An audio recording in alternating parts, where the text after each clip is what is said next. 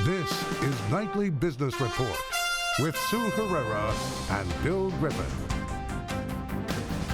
Healthcare powerhouse Centene is buying Wellcare for more than $17 billion. But the acquisition comes just as Washington readies itself for another policy fight.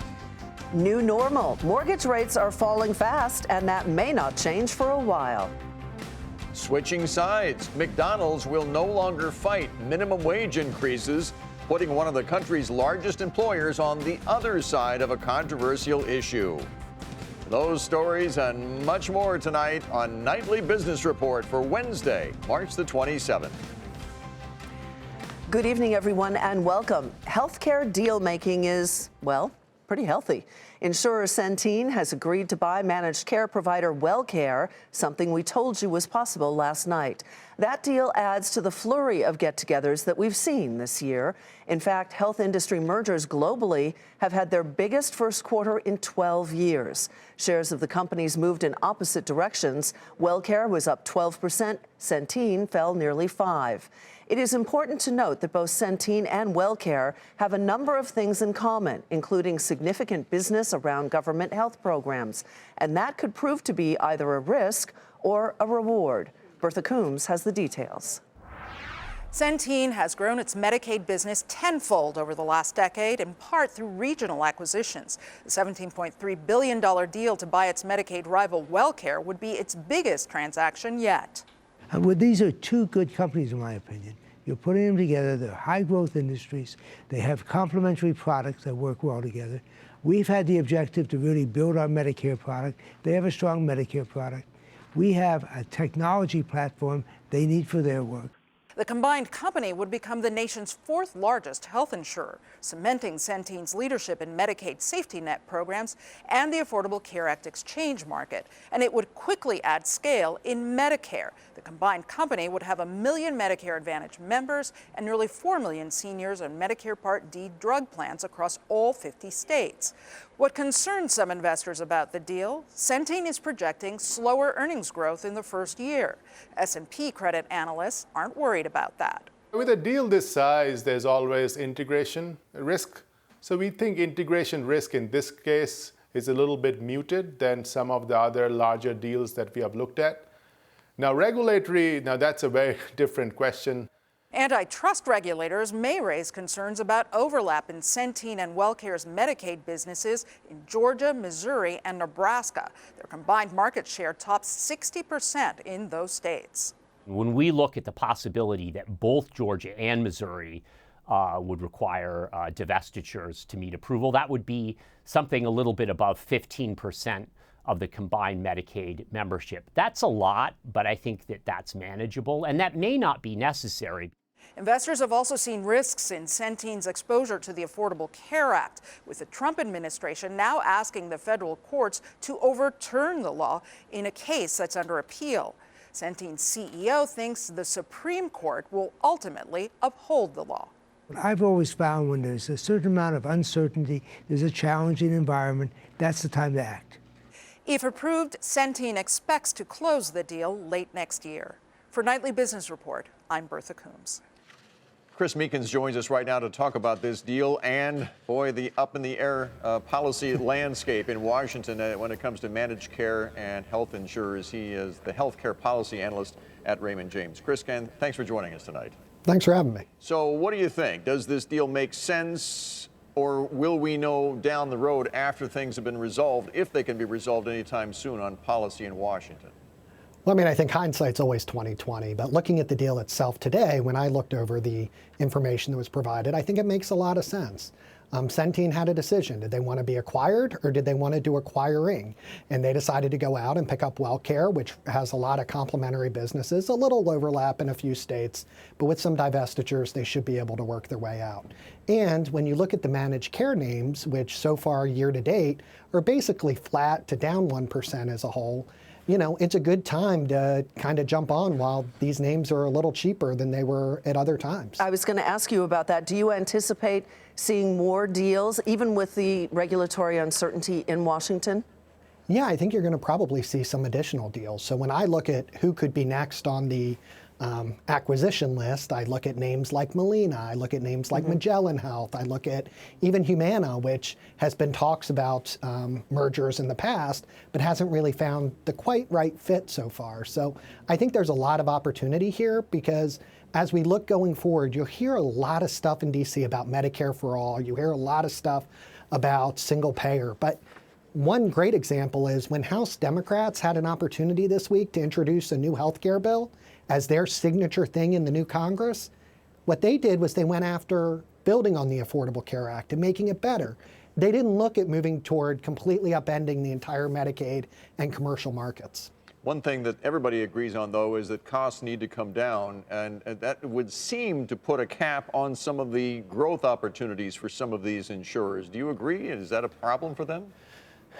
I mean, there's no question that as they look at ways to regulate costs, there are opportunities. Right now, there's actually a kind of a reverse incentive because insurers are only able to keep the medical loss ratio of 85%. They can only keep basically 15% for them, that they don't really have an incentive to drive costs even greater. With the new advances in technologies, what we're seeing is there's even greater opportunities for value-based care and finding ways to make sure those that are the highest drivers of costs, make sure they take their medication, make sure they get the help that they need before they have episodes. And I think you've seen a lot of great leadership like United Health and Optum that are really leading the way. And I think there, as you get to scale with some of these companies, we're only going to see those areas grow. Well, clearly this issue is back on the agenda in Washington, so we'll see what happens this year. Kris Meekes with Raymond James. Again, thanks for joining us tonight. Thanks so much.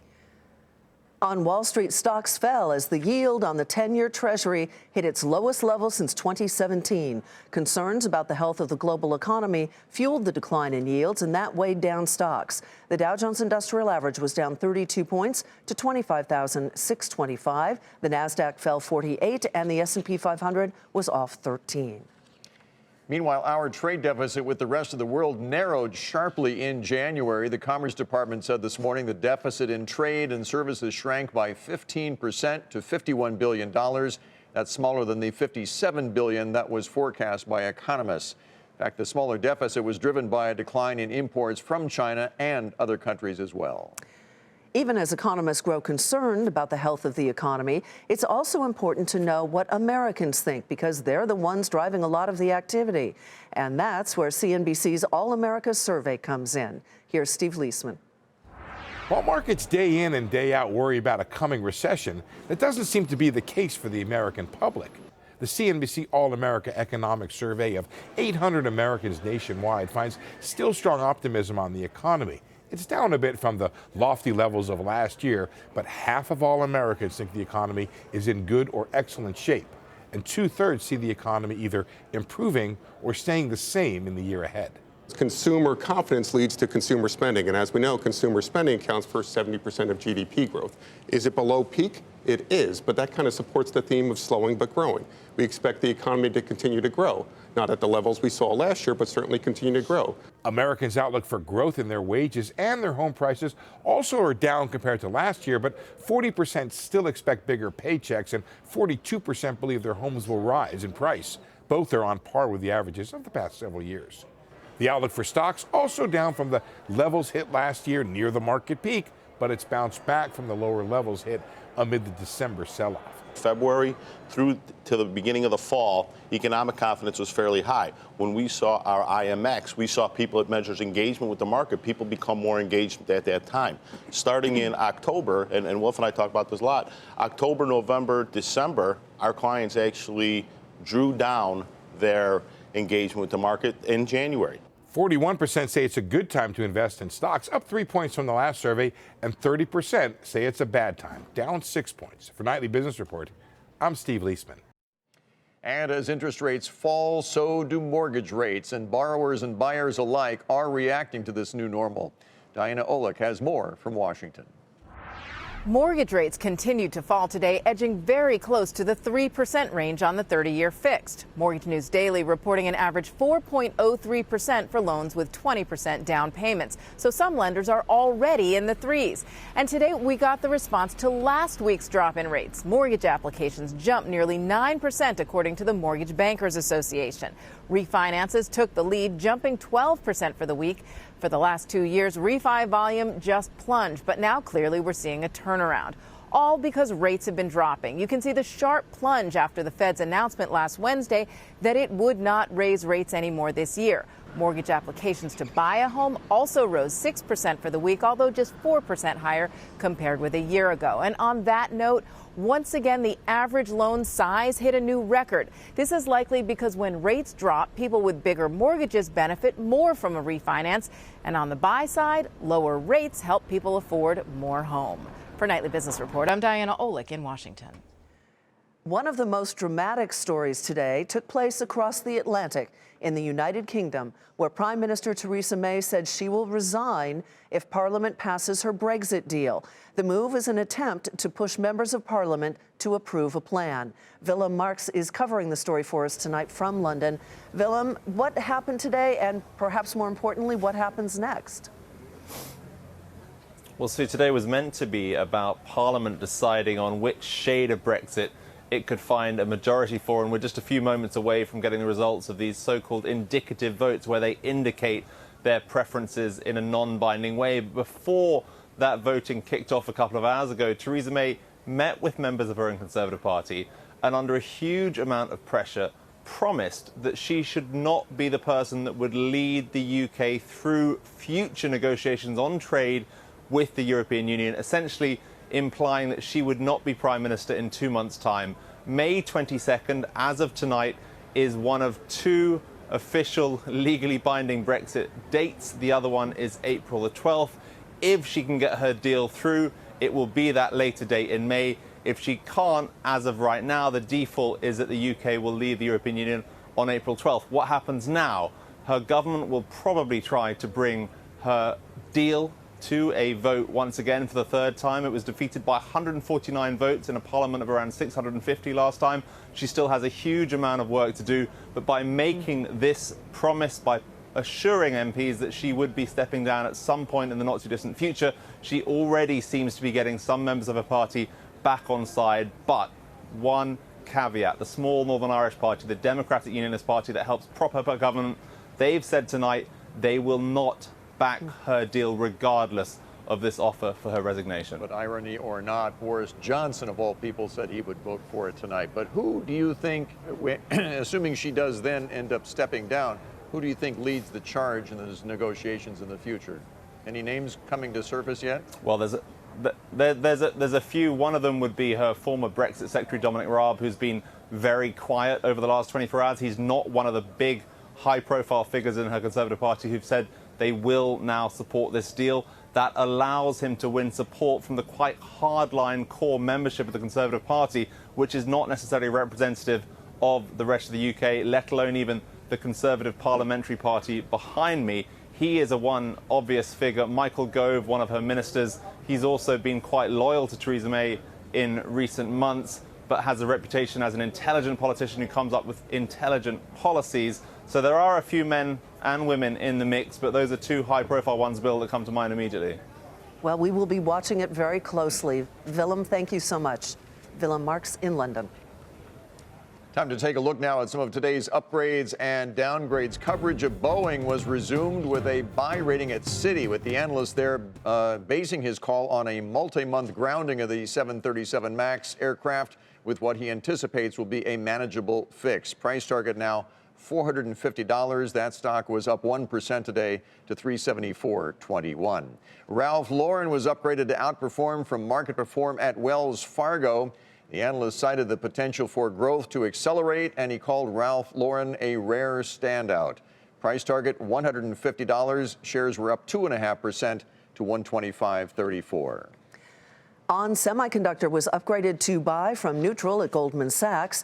The analyst cites opportunities for growth in areas like 5G, electric vehicles, and the cloud. The price target is $26. The shares fell 2% to $20.56. Skechers was upgraded to positive from neutral at Susquehanna. The analyst cites channel checks that point to increased business momentum. The price target is $37. The stock rose more than 3% to $32.58. Still ahead, Boeing's next move. Boeing outlines changes it plans for the grounded 737 MAX. How long until these planes get back in the air? I'm Phil LeBeau in Seattle, Washington. That story coming up on Nightly Business Report.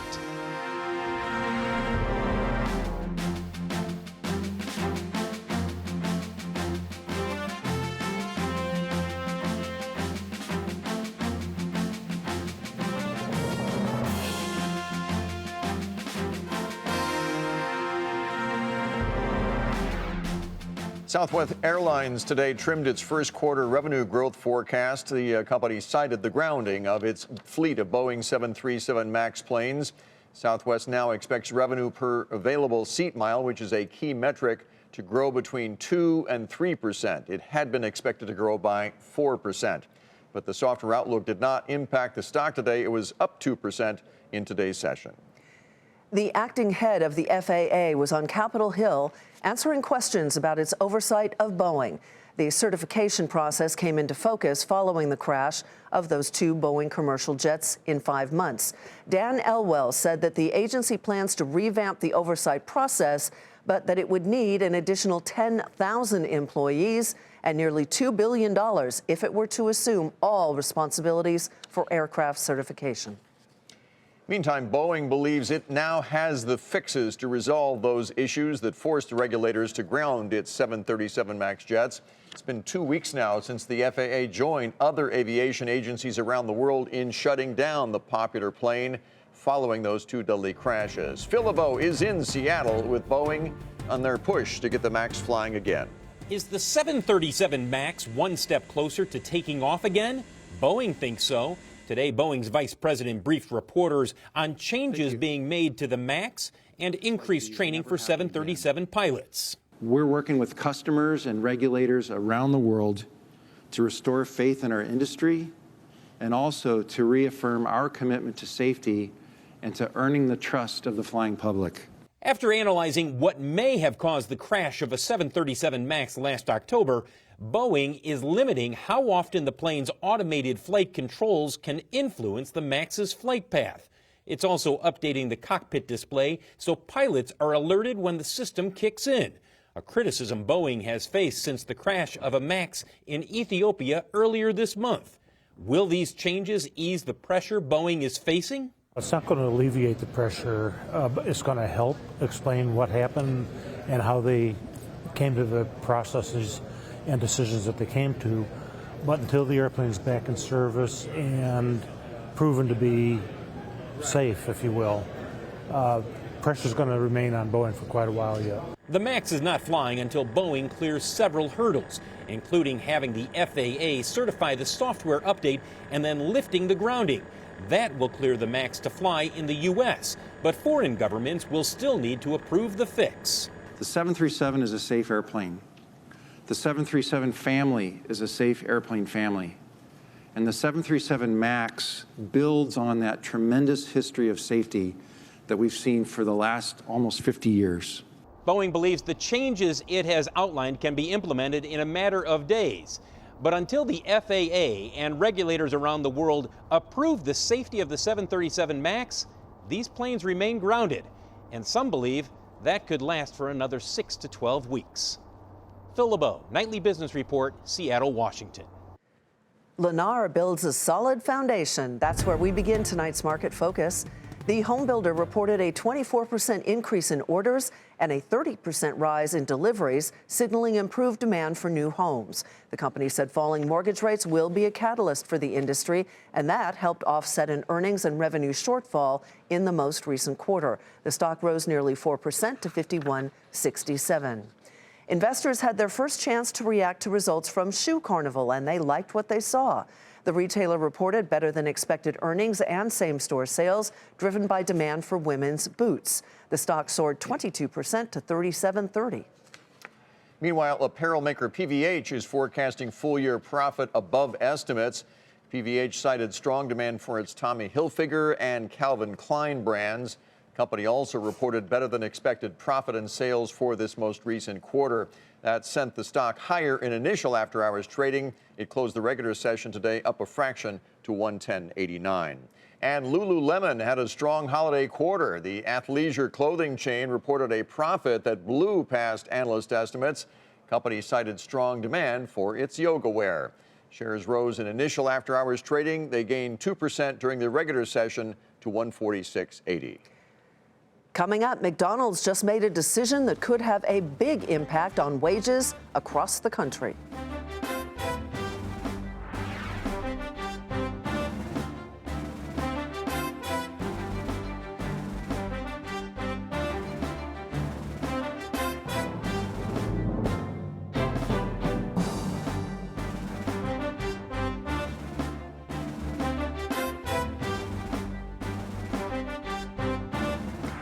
A big shift happened today in the debate over minimum wage. McDonald's had been a vocal opponent of the push to raise it, but now the large employer is having second thoughts. Kate Rogers has more. McDonald's changing course on minimum wage. The fast food giant sending a letter to the National Restaurant Association Tuesday saying it would no longer lobby in support of efforts to oppose or defeat minimum wage increases. The letter said in part, the conversation about wages is an important one. It's one we wish to advance, not impede. Ultimately, progress must come from all corners of our society, and McDonald's Corporation is committed to playing a meaningful role in the spaces we occupy. The letter went on to say McDonald's workers at its company-owned locations have an average starting wage of more than $10 an hour. And while it doesn't control pay at franchise locations, McDonald's believes it is likely similar. The company declined to comment beyond the letter to CNBC. McDonald's statement comes as pressure builds to hike the federal minimum wage, which stands at $7.25 an hour and has not been raised since 2009. Congressional Democrats have renewed a push to increase the minimum wage to $15 an hour by the year 2024 with the Raise the Wage Act, which the National Restaurant Association opposes in its current state. The largest food service trade group in the world said in part, our members are as diverse as the communities they serve, and the economies of every region are different. Advocates say McDonald's move is a start, but not enough. It's definitely a welcome statement, but it's really just a reflection of the mainstream consensus now. 19 states are raising their minimum wage this year. Since 2012, 22 million workers have already received raises. Lots of companies are adopting 15 as their baseline. It's really just where, most of the country is at right now. It would be notable if they adopted 15. Nonetheless, efforts to hike pay for workers may have a new and unexpected boost. For Nightly Business Report, I'm Kate Rogers. So what kind of impact will McDonald's big shift on minimum wages have on wages around the country? Joining us right now to talk about it is Mark Hambrick. He is Senior Economics Analyst at Bankrate.com. Mark, good to see you. Thanks for joining us tonight. So, okay, Walmart, Target, Amazon, now McDonald's, they've come out in favor of a $15 federal minimum wage. Is that enough to make this become closer to a reality or not, do you think? Well, Bill, first of all, I'm a little more cautious about what McDonald's either said or did not say. It seemed to me that what they really did signal was they didn't want to be seen as opposing a federal minimum wage increase. And I didn't hear them say that they were going to raise their own minimum wages to $15 an hour. So let's stand back from that just a little bit. And as the reporter package indicated, now there are only a minority of states across the country which are essentially tethered to that low federal minimum wage. States and localities have moved ahead of the federal government. Right. And the other political reality is simply because House Democrats want this to happen doesn't mean that the White House and the Senate will move along. So I think this is a talking point. I think it's something that does indeed engage McDonald's in an important conversation. It's a good PR move as well. On that note, it seems as though you don't think they did this through the goodness of their heart, but because they would be feeling social pressure, maybe from some of their customers. They don't want to be left out rather than putting both feet in. Well, absolutely. And there has been a vocal political pressure for McDonald's to essentially stop opposing this. And the other part is we think about some of the more dynamic players in this space that are doing the right things in the eyes of the all-important, for example, millennial market. And so a part of that is being what people might view as being a good global citizen. and also helping their own workers to attain a more workable wage that can get them above that $10 an hour level that they referenced in their letter. But let's face it, just this week, McDonald's made the largest acquisition in the last 20 years, buying this technology company that's going to produce a more high-tech drive-through line there. So I'm wondering if their cost structure goes down because of technology, if they feel maybe they could afford more wages at some point because they'll be hiring fewer workers maybe. I think that remains to be seen, Bill. Obviously, there is going to be a dance that never ends between the technology component of this and the involvement of human workers in those stores. And it may be, as is often the case, that they simply move people from one task to the other. Right. I don't know about you, Bill, but I still go to the grocery store. I'd prefer to work with a cashier than go to that automated station that never seems to work. Well, that's where you and I differ, Mark, because I do like the automated station. Thanks for joining us tonight. Great to be with you. Mark Hambrick with Bankrate.com. An update to our Brexit story tonight. The results of those parliamentary votes are in, and the results show that there is no clear majority for any Brexit option. It's not over yet. Nope. But here's the final numbers from Wall Street today. The Dow was down 32 points. NASDAQ fell by 48. The S&P was down by 13. It's just the story that keeps on giving. Yes, it does. All right, that's Nightly Business Report for tonight. I'm Sue Herrera. Thanks for joining us. I'm Bill Griffith. Have a great evening. We'll see you tomorrow.